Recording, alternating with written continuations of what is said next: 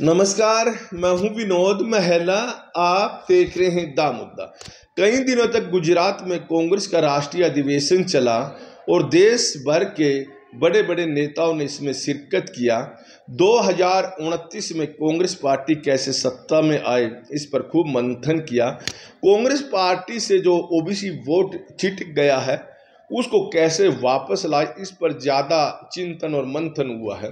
जहाँ तक की बात करें, कांग्रेस पार्टी ये मानती है कि अल्पसंख्यक वोट उनके साथ आज भी है और दलित वोटों को लेकर भी उनकी राय इसी तरह की है। हालांकि देखिए, अल्पसंख्यक वोट कांग्रेस के साथ उन्हीं राज्यों में है जहाँ छत्र मजबूत नहीं है, यानी जहाँ क्षेत्रीय पार्टी मजबूत नहीं है। अगर बात करें उत्तर प्रदेश की, यहाँ सपा और बसपा दोनों कांग्रेस से ज़्यादा जो अल्पसंख्यक वोट है उसको लेकर चली जाती है। इसी तरह अगर हम बात करें बिहार की, वहाँ की तस्वीर भी यही बनती है।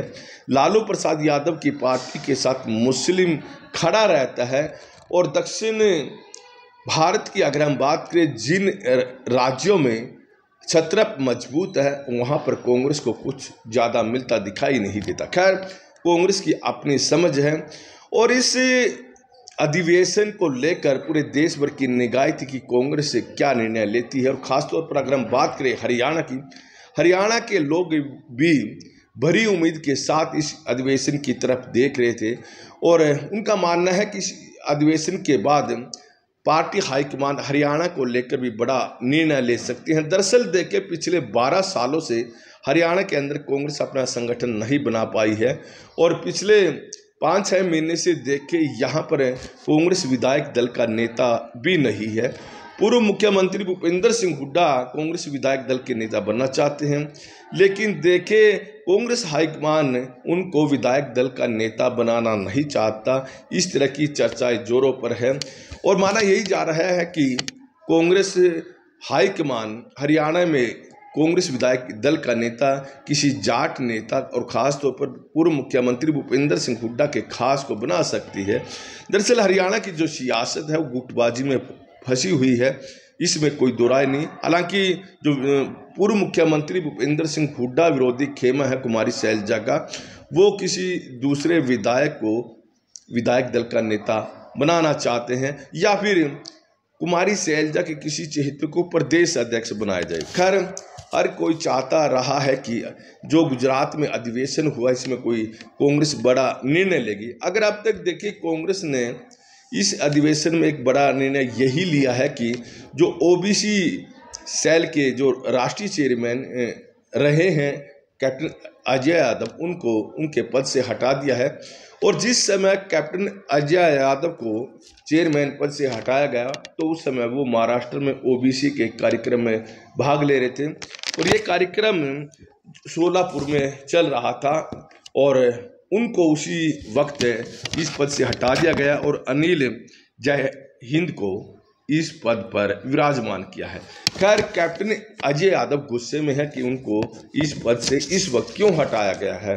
तो देखिए, कैप्टन अजय यादव 3 साल 2 महीने इस पद पर रहे और उन्होंने काफ़ी प्रयास भी किए थे कि ओबीसी में कांग्रेस की पकड़ दोबारा फिर मजबूत हो और इस प्रयास में वो लगे भी रहे और उन्होंने संगठन देश भर में बनाया भी है। खैर, कैप्टन अजय यादव को लग रहा है कि उनके खिलाफ साजिश हुई है और उनको अपमान भी किया है कि जिस वक्त वो ओबीसी की बैठक ले रहे थे उस वक्त उनको कोई सूचित भी नहीं किया और उनको पद से हटा दिया। और कैप्टन अजय यादव का मानना है कि इस समय कांग्रेस में सोनिया गांधी की ज़्यादा चल नहीं रही है और वो एआईसीसी की चेयरमैन नहीं है, इसलिए जो दूसरे नेता हैं वो हावी हो रहे हैं और पुराने नेताओं को दरकिनार किया जा रहा है। और ख़ास तौर पर देखिए, हरियाणा के नेता भी उनके निशाने पर हैं और राष्ट्रीय स्तर के नेता भी। और ख़ास तौर पर देखिए, उन्होंने कहा कि मल्लिकार्जुन खड़गे हैं राष्ट्रीय अध्यक्ष हैं, सारे निर्णय वही ले रहे हैं। और कहीं ना कहीं विधानसभा चुनाव में जब हरियाणा के अंदर कांग्रेस पार्टी हारी थी, इसके लिए उन्होंने पार्टी के जो संगठन राष्ट्रीय महासचिव है केसी वेणुगोपाल, उनको भी दोषी करार दिया था कि वेणुगोपाल 12 सालों में भी संगठन नहीं बना पाए हैं, जबकि जिम्मेवारी उनकी रही। खैर, अब जैसे ही कैप्टन अजय यादव को चेयरमैन पद से हटाया गया, हरियाणा की सियासत भी गर्म होगी और निश्चित तौर पर पूर्व मुख्यमंत्री भूपेंद्र सिंह हुड्डा उनके निशाने पर रहने वाले हैं, क्योंकि कहीं ना कहीं कुमारी शैलजा के वो नज़दीक दिखाई भी दिए हैं। लेकिन कैप्टन अजय यादव बीच बीच में ऐसे बयान देते रहे हैं जिससे कुमारी शैलजा भी कई बार असहज महसूस करती रही है।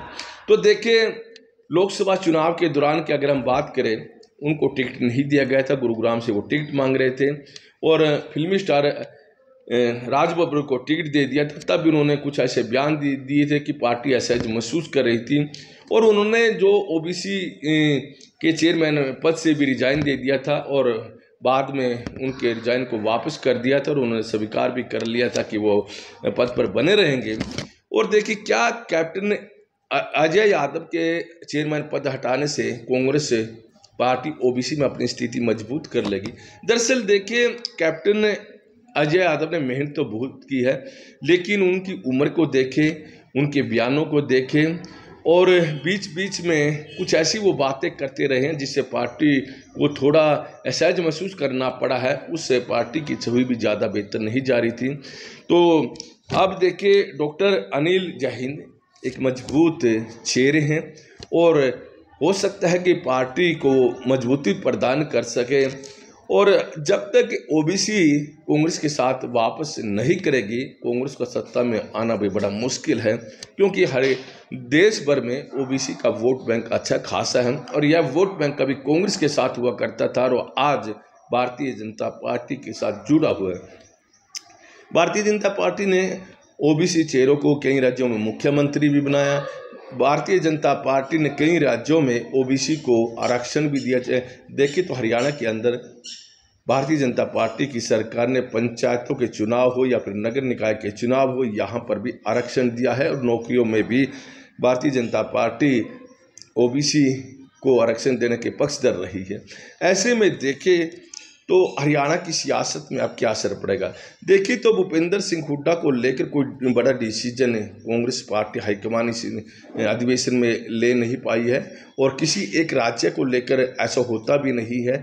लेकिन लोग निश्चित तौर पर उम्मीद कर रहे थे कि इस अधिवेशन में कोई बड़ा निर्णय हो सकता है। हो सकता है कि अब अधिवेशन के बाद पार्टी कोई बड़ा डिसीजन ले और माना यही जा रहा है कि कांग्रेस हाईकमान या अच्छी तरह से जानते हैं कि हरियाणा के अंदर जो विधायक है पूर्व मुख्यमंत्री भूपेंद्र सिंह हुड्डा के साथ है। अगर बिल्कुल दरकिनार भूपेंद्र सिंह हुड्डा को किया गया तो हो सकता है कि वो अलग पार्टी बना ले, अलग राह अपना ले। ऐसे में पूरी तरह से भूपेंद्र सिंह हुड्डा को दरकिनार पार्टी नहीं करेगी, इसमें कोई दो राय नहीं है। लेकिन पार्टी यहाँ पूर्व मुख्यमंत्री भूपेंद्र सिंह हुड्डा खेमे के किसी नेता को विधायक दल का नेता बना सकती है। इसमें डॉक्टर रघुवीर कादियान का नाम सबसे आगे है, कम से कम 6-7 बार वो विधायक भी रहे हैं। दूसरा नाम पूर्व मंत्री अशोक अरोड़ा का भी आ रहा है, लेकिन कहीं ना कहीं वो इंडियन नेशनल लोकदल में लंबे समय तक रहे हैं और पहली दफ़ा ही कांग्रेस पार्टी के टिकट पर वो विधायक बने हैं। कहीं ना कहीं उनकी जो इनेलो की पृष्ठभूमि है उसको देखते हुए पार्टी उनके नाम से थोड़ा हटती है। लेकिन कहीं ना कहीं एक तीसरा नाम कुमारी शैलजा खेमे से भी चल रहा है, वो है पूर्व मुख्यमंत्री चौधरी भजनलाल के बेटे चंद्रमोहन बिश्नोई का। चंद्रमोहन बिश्नोई के भाई कुलदीप बिश्नोई हैं, उन्होंने कांग्रेस से अलग पार्टी भी बनाई थी और एक विवाद में चंद्रमोहन बिश्नोई फंस भी गए थे, बड़े चर्चाओं में भी रहे थे।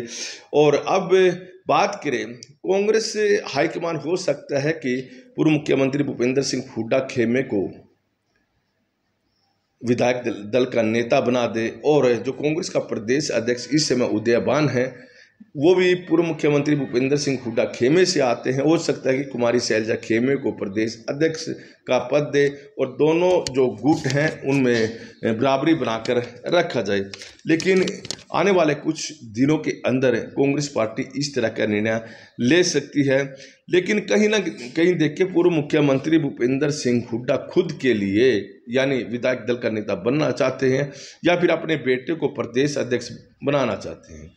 दूसरा, किसी जो यंग जाट नेता को विधायक दल का नेता बने, शायद वो पूर्व मुख्यमंत्री भूपेंद्र सिंह हुड्डा को भी सहन नहीं होगा। दरअसल वो अपने बेटे दीपेंद्र हुड्डा को आगे बढ़ाना चाहते हैं। इस समय दीपेंद्र हुड्डा रोहतक से सांसद हैं और कांग्रेस में बहुत सारे नेता ऐसे मानते हैं कि दीपेंद्र हुड्डा की राजनीति के लिए पूर्व मुख्यमंत्री भूपेंद्र सिंह हुड्डा कांग्रेस को नुकसान तक पहुंचा रहे हैं।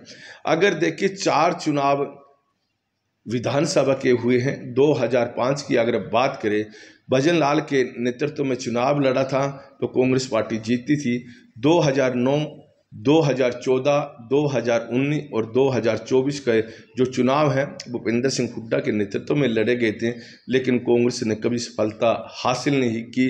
2009 के चुनाव में निश्चित तौर पर हजका को तोड़कर कांग्रेस पार्टी सरकार बनाने में सफल रही थी, लेकिन जितनी उम्मीद भूपेंद्र सिंह हुड्डा भी कर रहे थे कि उन्होंने काम किए हैं और विपक्ष उस समय कुछ नहीं था, तो उनको हरियाणा की जनता बड़े मार्जिन के साथ जितवाएगी, लेकिन तब भी ऐसा नहीं हो पाया था। खैर, अब देखने वाली बात रहेगी कि हरियाणा की सियासत किस तरफ जाती है।